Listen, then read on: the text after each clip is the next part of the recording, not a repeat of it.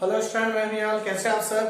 Student, हमने last video में class 12 maths में जो डिटरमिनेंट्स की जो प्रॉपर्टी होती है उसके बारे में हमने सारा ने डिस्कस कर लिया। आज के इस वीडियो में हम क्या करेंगे, कुछ एलिमेंट्री ऑपरेशन, प्रारंभिक संक्रियाएं होती है उसके बारे में कुछ समझते हैं। देखो, हमारे पास देखा जाए टोटल 6 एलिमेंट्री ऑपरेशन होते हैं। E means elementary of the operation जो होते हैं 3 तो आएंगे, 3 row elementary operation, row elementary operation, और 3 ही होंगे हमारे पास कॉलम एलिमेंट्री ऑपरेशन। टोटल हमारे पास ये 6 एलिमेंट्री ऑपरेशन है। देखो, देखा जाए तो ये एलिमेंट्री ऑपरेशन बहुत आसान है, लेकिन इनका यूज हमारे पास हम बहुत करने वाले हैं। क्यों? क्योंकि हमारे पास जो एक्सरसाइज 4.2 आएगी ना, उसके अंदर कुछ क्वेश्चन प्रूफ वाले आएंगे तो भी हम इन्हीं का हेल्प लेंगे, और कुछ क्वेश्चन सिंपल आएंगे, अगर उसमें भी अगर हम एलिमेंट्री ऑपरेशन लगाएंगे तो भी हमारा आंसर आ जाएगा। ठीक है ना? तो देखो, मेरे पास स्टार्ट करते हैं कैसे होते हैं। देखो, 3 रो के होते हैं और 3 कॉलम के होते हैं। कैसे? सबसे पहला ऑपरेशन मेरे पास होता है चेंज एलिमेंट्री ऑपरेशन, जिसको बोलते हैं अपने परिवर्तन कर सकते हैं। परिवर्तन कैसे? पहले रो का बता देता हूं, फिर कॉलम का बताऊंगा। मैं दोनों एक साथ ही बताता चल रहा हूं भाई। जैसे मान लो मेरे पास रो में रो का चेंज करना। अब आपको सर कैसे? जैसे एग्जांपल मैंने एक मान लो एक डिटरमिनेंट ले लिया, सपोज मैंने लिखा 1 2 3 4 5 6 7 8 एंड 9, है ना? इस समय हमने जो पीछे प्रॉपर्टी पढ़ी थी उसका भी यूज देखेंगे, और इसके अलावा एलिमेंट्री ऑपरेशन जरूरत पड़ेगी तो इनका भी यूज देखेंगे। मेरी बात समझ में आ रही है या नहीं आ रही भाई? वहां पे हमने एलिमेंट्री ऑपरेशन कंडीशन पढ़ी थी, इनका भी यूज देखेंगे और ये भी यूज देखेंगे। दोनों को सोल्व करते हुए हम इसमें लगाएंगे। अब जैसे देखो, रो एलिमेंट्री ऑपरेशन क्या कहता है, ये क्या कहता है? जैसे मान लो आपके पास ये है R1 R2 R3, है ना? मैं बोलता हूं R1 में R2 की चेंजिंग कर सकते हो, R1 को यहाँ पे R2 को यहाँ पे। रो में रो का एलिमेंट्री ऑपरेशन करना, मैं बोलता हूं R1 में अपने R2 को लगा दिया। सपोज मान लेते हैं, तो चलो इसको एक मैट्रिक्स बना लेते हैं। मैट्रिक्स के अंदर अपने थोड़ा सा ध्यान से समझ में आ जाएगा। देखो, डिटरमिनेंट की प्रॉपर्टी अलग बनाएंगे, मैट्रिक्स के अंदर अलग बना रहे हैं। ठीक है भाई? मैट्रिक्स दी जाए, मेरे को बोल दे प्रूफ दैट में समथिंग, कुछ कंडीशन आ जाए तो हम कैसे लगाएंगे? देखो, समझो इस बात को। मैं बोलता हूं R1 में इंटरचेंज कर रहा हूं, R2 लेके आ रहा हूं।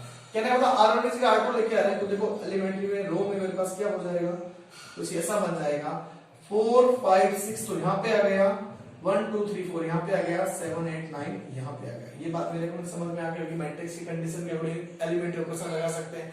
वैसे देखा जाए ना, एक बात और समझते हैं। देखो, ये जो एलिमेंट्री ऑपरेशन है ना, ये जो सीबीएसई बोर्ड की जो बुक है ना, उसके अंदर सारे ऑपरेशन बनाते हैं, इनवर्स मैट्रिक्स बनाने के लिए यूज करते हैं। तो हमारे भी है ये, तो हमारे भी है, तो हम इनका भी इनमें हम यूज करेंगे। मेरी बात समझ में आ रही है ना भाई? हमारे भी कुछ दे रखे हैं तो हम रो को रो में चेंज करके एलिमेंट्री ऑपरेशन लगा सकते हैं।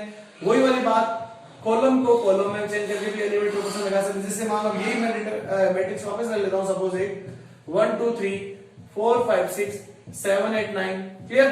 तो इसमें अगर मैं कहता हूं भाई, मैंने इस बार मान लो C2 लिया, C2 में मैंने C3 को चेंज कर दिया, तो देखो मेरे पास क्या हो जाएगा, ये C1 है, ये C2, ये C3 है। C2 और C3 के बाद चले इन दोनों को इंटरचेंज कर दो, तो 1 4 7 9 चेंज हुआ, ये 3 6 9 हो गया, यहाँ पे 2 5 और 8 बन जाएगा। तो ये बन गया मेरे पास एलिमेंट्री ऑपरेशन, जो मेरे पास क्या कहता, पहला ऑपरेशन है रो में रो का चेंजिंग कर सकते हैं और कॉलम में कॉलम का चेंजिंग कर सकते हैं। आई होप मेरे अकॉर्डिंग आपको ये बात समझ में आ गई होगी। तो देखो ध्यान से, ये क्लियर हो गया होगा, है ना? पहली बात समझ में आ गई होगी। अब अपने इस बात करते हैं सेकंड एलिमेंट्री ऑपरेशन के बारे में। तो इस ऑपरेशन में एक बार आपको मेरे को समझ में आ गया होगा। हम सेकंड के बारे में बात करते हैं। देखिए सेकंड क्या है हमारे पास। तो अब हमारे पास इसी का सेकंड नंबर रूल क्या कहता है? सेकंड नंबर रूल ये कहता है कि हम किसी भी डिटरमिनेंट्स में या मैट्रिक्स के अंदर हम ऐड या सब्ट्रैक्ट कर सकते हैं। जैसे मान लो मैंने उसमें मैट्रिक्स का एग्जांपल लिया, तो डिटरमिनेंट के भी अकॉर्डिंग हो सकता है। अब ये मैं सोच सकता है डिटरमिनेंट भी नहीं लगेगा। एक बार वापस बता देता हूं, जैसे मैंने अभी मैट्रिक्स के अकॉर्डिंग बताया, मैंने सीबीएसई बोर्ड के अकॉर्डिंग बताया, तो आरबीसी बोर्ड में भी हो सकता है। जैसे मान लो सपोज ये था मेरे पास डिटरमिनेंट था, सपोज मान लेते हैं 1 2 3 4 5 6 7 8 9। तो याद करो, हमने एक प्रॉपर्टी पढ़ी थी, प्रॉपर्टी नंबर साइकिल, जब रो को इनमें से किसी का अगर कंडीशन वैल्यू चेंज कर दे, जैसे R1 यहाँ पे तो सिंबल क्या आता है, नेगेटिव आता था। ये बात पता है ना? रो को या कॉलम को अगर आप इंटरचेंज कर दो तो आपके डिटरमिनेंट में कोई फर्क नहीं पड़ता, बस सिंबल चेंज हो जाता है। तो वही वाली बात हमें यहाँ पे ध्यान में रखनी, क्लियर? अब सेकंड नंबर मेरा ऑपरेशन क्या कहता है? सेकंड नंबर ऑपरेशन मेरा कहता है कि मान लो आपके पास कोई रो है, मान लो R1 है, सपोज एक मैं डिटरमिनेंट लिख देता हूं, वही वापस 1 2 3 4 5 6 7 8 9, है ना। तो ये मैंने लिख दिया। अब मैं बोलता हूँ भाई मेरे को इसमें पहले रो को चेंज करना है, तो रो में मैं इसको ऐसा लिख सकता हूँ R1 R2 एंड R3। देखो मेरे को अगर R1 में चेंज करना है तो मैं R1 को एडिशन सब्ट्रैक्शन की कंडीशन बता रहा हूँ। R1 में मैं इसको ऐसा लिख सकता हूँ, R1 में से तो R1 आगे आना चाहिए, R1 में मैं R2 को ऐड करना चाहता हूँ और ऐड करके लिख दो, देखो कितना आएगा। डिटरमिनेंट में कोई चेंजिंग नहीं होगी, मतलब ऐड होके आ जाएगा। ठीक है, सिर्फ चेंज होगा किसमें, R1 में। तो चेंज इनमें नहीं है ना, जिसमें चेंज नहीं उनको ऐसा कैसा लिखो। चेंज किसमें कर रहे हैं, अपने R1 में कर रहे हैं ना। तो R1 में इसको ऐड किया, 5 आ गया, इसको ऐड किया, 7 आ गया, इसको ऐड किया, 9 आ गया। तो ये मेरे पास हो गया रो का अकॉर्डिंग हो गया। और यही अगर मैं कॉलम की बात करता हूं, जैसे एलिमेंट एससी को डिटरमिनेंट को लेता हूं 1 2 3 4 5 6 7 8 एंड 9। अब मैं मान लो इसमें कहता हूं कि मैंने C3 के अंदर मैं माइनस करना चाहता हूं C3 में से माइनस C1। तो देखो चेंज किसमें होगा, ओनली C3 में हो रहा है ना, बाकी को लिख दो 1 2 4 5 7 8। इसमें से चेंज होगा, C3 में से C1 माइनस हो रहा है, 3 में से 1 गया 2, 6 में से 4 गए 2, 9 में से 7 गए 2। ये मेरे पास आ गया, मेरे पास डिटरमिनेंट की कंडीशन आ गई। बात समझ में आई भाई। एडिशन करेंगे तो एडिशन भी ऐसे हो सकता है, सब्ट्रैक्शन कुछ ऐसे बन सकता है। तो दोनों बातें हैं, एडिशन सब्ट्रैक्शन दोनों चलते हैं। तो ये कॉलम में भी, रो में भी चलता है और ये कॉलम में भी चलता है। क्लियर। तो अब बात करते हैं, एक और है मेरे पास, उसको भी देख रहे हैं। मल्टीप्लिकेशन वाली कंडीशन है डिटरमिनेंट्स की, जिसमें भी ऑपरेशन लगता है। देखो 3 ऑपरेशन बताए मैंने। पहला ऑपरेशन क्या हो गया, रो को रो में या R1 को R2, R2 को R3 में, कॉलम को कॉलम में चेंज कर सकते हैं। दूसरा ऑपरेशन मैंने बताया, किसी रो के अंदर हम किसी एक रो को ऐड भी कर सकते हैं, या कॉलम में किसी दूसरे कॉलम को ऐड करके सब्ट्रैक्ट करके भी लिख सकते हैं। तीसरा ऑपरेशन है हमारे पास मल्टीप्लिकेशन की कंडीशन का। तो मल्टीप्लिकेशन वाला ऑपरेशन हमारे पास क्या कहता है, जैसे ये यही वाली बात है जैसे अभी मैंने किया था। कभी मान लो मेरे पास एक डिटरमिनेंट ये दे रखा है, सपोज ये दिया मैंने 1 2 3 4 5 6 7 8 एंड 9। ठीक है, अभी मैं बोलता हूं कि मेरे को ना रो में चेंज करनी, मैं बोलता हूं R2 को मैं क्या करता हूं 2R2 से मल्टीप्लाई करता हूं। R2 को 2 से मैंने मल्टीप्लाई किया तो देखो डिटरमिनेंट की कंडीशन क्या आ जाएगी भाई, ये तो ऐसा ही रहना है ना, नो चेंज। इसमें भी नो चेंज, इसमें चेंज हो रहा है, ये कितना हो जाएगा 8, ये हो जाएगा 10, ये हो जाएगा 12। ये डिटरमिनेंट में चेंजिंग हो गई। मैंने क्या किया, R2 को 2 से मल्टीप्लाई कर दिया, या 2 से डिवाइड भी कर सकता हूं। देखो भाई मल्टीप्लिकेशन डिवाइडेशन दोनों हो सकता है। जैसे मान लो अभी मान लो एक डिटरमिनेंट में कॉलम की बात करता हूं, कॉलम में देखो डिवाइड की कंडीशन ले लेते हैं 1 2 3 4 5 6, या मान लो इसको ले लेता हूं, ये कंडीशन समझा देते हैं। ये आ गया मेरे पास 8 10 एंड 12, और ये आया 7 8 एंड 9। मैं बोलता हूं मैंने उसमें चेंजिंग कर देता हूं भाई, किसके अंदर, कॉलम में चेंजिंग करनी है ना, तो कॉलम C2 में ले लेते हैं। C2 में मैं क्या करता हूं 2 से डिवाइड करके लिख सकता हूं, तो देखो कितना आ जाएगा, डिवाइड होता तो कंडीशन लगा रहे हैं बस। 1 2 3 रह गया, इसमें चेंज नहीं, इसमें भी चेंज नहीं, इसमें चेंज कर रहे हैं ना कॉलम के, सॉरी ये कॉलम में चेंज कर रहे हैं, तो ये कॉलम तो ऐसे ही रह गए, इसमें चेंज होगी 2 का डिवाइड 1 हो गया, 5 हो गया और 4 हो गया। ये बन गया मेरे पास इसका ऑपरेशन। क्लियर। तो स्टूडेंट हमारे पास एलिमेंट्री ऑपरेशन हमने पढ़ लिए। देखो इनकी जरूरत पड़ेगी पीछे हमें बहुत सारे क्वेश्चनों में, ध्यान रखना। फिर बाद में मैं डायरेक्ट वहां पे कंडीशन को देखो एलिमेंट्री ऑपरेशन ये यूज हो रहा है या ये यूज हो रहा है। एक बात हो, एलिमेंट्री ऑपरेशन अगर हमें जरूरत पड़ने पे हम रो को भी यूज कर सकते हैं, कॉलम में भी यूज कर सकते हैं। किसी के दिमाग में बात आए कि सर क्या दोनों को कंबाइंड यूज किया जा सकता है? यस, कंबाइंड जरूरत पड़ने पे कंबाइंड भी यूज किया जा सकता है। ऐसा नहीं है कि सिर्फ आप तो सर रो सेंसर लाए या सिर्फ कॉलम सेंसर लाए, ये भी कोई जरूरी नहीं है हमारे पास। हमें रो की जरूरत पड़ेगी तो हम रो को ऑपरेशन लगाएंगे, कॉलम की जरूरत पड़ेगी तो हम कॉलम का ऑपरेशन लगाएंगे। बस हमें जो आंसर प्रूव करना है उसको उसकी हेल्प से ही प्रूव करेंगे, बिना इस ऑपरेशन की हेल्प से आंसर प्रूव नहीं हो पाएगा। Okay clear. तो मेरे अकॉर्डिंग आपको इतना समझ में आ गया होगा। अब हम इसमें देखते हैं एलिमेंट अपने पास डिटरमिनेंट्स का मल्टीप्लाई कैसे करते हैं। डिटरमिनेंट का मल्टीप्लाई एक तो आपने सीखा था कि दो डिटरमिनेंट को ऐड करके सब्ट्रैक्ट करके सोल्व करते थे, लेकिन हम डिटरमिनेंट का मल्टीप्लिकेशन कैसे सीखेंगे तो अब हम यहाँ पे देखते हैं। ओके तो देखते हैं मल्टीप्लिकेशन क्या होता है। तो स्टूडेंट अब बात करते हैं हमारे पास प्रोडक्ट ऑफ डिटरमिनेंट्स। सारणिकों का गुणनफल कैसे करते हैं आप बात समझना। देखो हमने मैट्रिक्स का गुणनफल सीखा था, बस वही सारणी का गुणनफल यहाँ पे डिटरमिनेंट्स का गुणनफल है। बस डिफरेंस अपने पास इतना ही है। वहां पे हम क्या करते थे, फर्स्ट मैट्रिक्स का कॉलम सेकंड मैट्रिक्स का रो चेक करते थे। यहाँ पे अपने को कुछ नहीं देखना, यहाँ पे तो सीधी सी बात है डिटरमिनेंट हमेशा ऐसा तभी मिलता है जो स्क्वायर होगा, तो ही मल्टीप्लाई पॉसिबल है वरना नहीं है। बाकी बात हमें देखनी नहीं है। चलो एक एग्जांपल लेते हैं। इस एग्जांपल देखो, इसको समझते थोड़ा ध्यान से समझना पहले एकदम, ठीक है ना।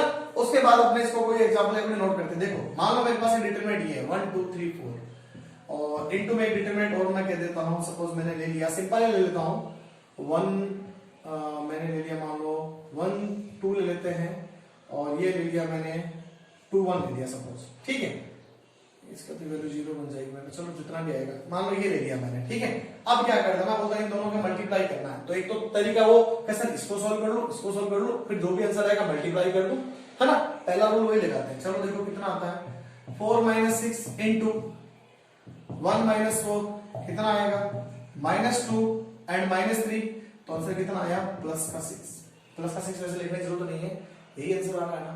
अब इसी डिटरमिनेंट्स को मैं वो वाला रूल लगाते हैं, रो को कॉलम से मल्टीप्लाई करके वापस आंसर कितना आना चाहिए, 6 आना चाहिए ना भाई। ये मान लो सपोज एक बार लिख दिया मैंने ऑर्डर, जरूरत तो नहीं है डिटरमिनेंट में, कभी ऑर्डर लिखते नहीं हम, कोई डिटरमिनेंट हमेशा स्क्वायर पे मिलता है, जरूरत नहीं है वैसे, तो लिखने में लिख दिया मैंने, कोई फर्क नहीं पड़ेगा। अब इसका रूल लगाते हैं मैट्रिक्स वाला, रो को कॉलम से मल्टीप्लाई करते हैं। तो देखो रो को कॉलम से मल्टीप्लाई करेंगे तो किसमें आएगा आंसर, मेरे पास रो को कॉलम से करें तो रो में चलेगा ना। देखो कैसे, इसको मैंने इससे मल्टीप्लाई किया, 1 × 1 और 2 × 2 = 4 आ गया। इसको इससे मल्टीप्लाई करूंगा, मेरे पास आया 2 और यहाँ पे आ गया फिर अगेन 2, यही आंसर आया। इसको इससे मल्टीप्लाई करेंगे तो आएगा 3 और यहाँ पे आएगा कितना, 8। इसको इससे मल्टीप्लाई किया, आया कितना, 6 और ये आ गया 4। तो देखो कितना, 5 4 11 और यहाँ पे एक आ गया मेरे पास कितना, 10। वापस सोल्व करने में 6 आना चाहिए, ये बात देखनी है।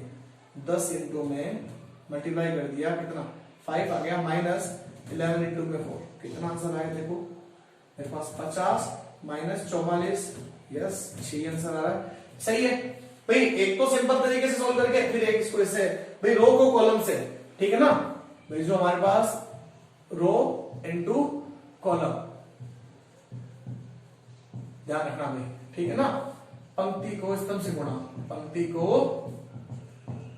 स्तंभ से गुणा कर दिया। अब ये तो हो गया पंक्ति को स्तंभ से गुणा। अब एक बात और, पंक्ति को पंक्ति से भी गुणा कर सकते हैं, देखो कैसे, वापस ये से 6 आना चाहिए ना, तो मैं ये वाला पार्ट एक रफ कर रहा हूं। अब देखो इसमें पंक्ति को पंक्ति से गुणा करते हैं तो क्या आंसर सही आता है, नहीं आता, क्योंकि आपके सिलेबस में दे रखा है, इसलिए इसकी जब जरूरत पड़ेगी तो हम इसको जरूर यूज करेंगे। तो लिखते हैं रो टू रो, है ना, रो टू रो से मल्टीप्लाई, पंक्ति को पंक्ति से गुणा, तो देखो कितना आएगा, पंक्ति को पंक्ति से गुणा करते हुए इस पंक्ति को इससे गुणा कर रहे हैं, तो देखो कितना आएगा, 1 × 1 प्लस 2 तो नीचे आ गया। इसको वापस इससे गुणा कर दो, पंक्ति में लिखना है, 1 इंटू मेरे पास आया 2 और प्लस में 2 इंटू कितना आया, 1 आ गया। चेक करें आगे, इसकी गुणा इससे करेंगे, 3 × 1 प्लस 4 × 2, ये भी आ गया। इसकी गुणा इससे करेंगे, 3 × में 2 प्लस 4 × में 1, तो देखो आंसर कितना आया, आंसर आया 5, यहाँ पे बस गया 2 2 4, यहाँ पे कितना आया 3 प्लस यहाँ पे कितना आ गया मेरे पास 4 दूनी 8 और यहाँ पे कितना आया 6 प्लस 4, तो मिल गया 5 4 11 और 10, कितना आ जाएगा चेक करो, 50 माइनस 44, 11 से 44 हुआ, वापस आंसर वापस कितना आ गया, उसका 6 ही आया। तो स्टूडेंट आज हमने क्या सीखा, हमने पहले तो सीखे ऑपरेशन, एलिमेंट्री ऑपरेशन क्या होते हैं, फिर हमने ये सीखा कि जब जरूरत पड़ेगी तो क्या डिटरमिनेंट्स को डिटरमिनेंट से मल्टीप्लाई करने का तरीका। तो मैंने आपको दोनों तरीके बता दिए, तो ये तरीका होगा, नहीं तो आवश्यकता पड़ने पर हमें जब जरूरत पड़ेगी, मान लो कोई वेरिएबल की वैल्यू है इक्वल टू में समथिंग वैल्यू दे रखी हो, तो हम उसको रो को रो से मल्टीप्लाई करके या रो को कॉलम से मल्टीप्लाई करके भी उसका आंसर फाइंड आउट कर सकते हैं। तो आज के वीडियो में हमने डिटरमिनेंट्स की, बेटा ध्यान रखना, लास्ट जो था टॉपिक फिनिश हो चुका है। अब हमारे पास नेक्स्ट वीडियो में इसकी एक्सरसाइज स्टार्ट होनी है। तो हमारे पास जितने भी डिटरमिनेंट्स के रूल थे, प्रॉपर्टी थी, सारी पढ़ ली, एलिमेंट्री ऑपरेशन पढ़ लिए, मल्टीप्लिकेशन पढ़ लिया। अब हमारे पास इसमें जितने भी आएंगे अब सारे ऑल और क्वेश्चन ही सोल्व करने हैं, एक्सरसाइज अपने 4.2 स्टार्ट करेंगे बहुत जल्द नेक्स्ट वीडियो में। तो आज के वीडियो में हमारे पास ये इतना है। Okay, thank you.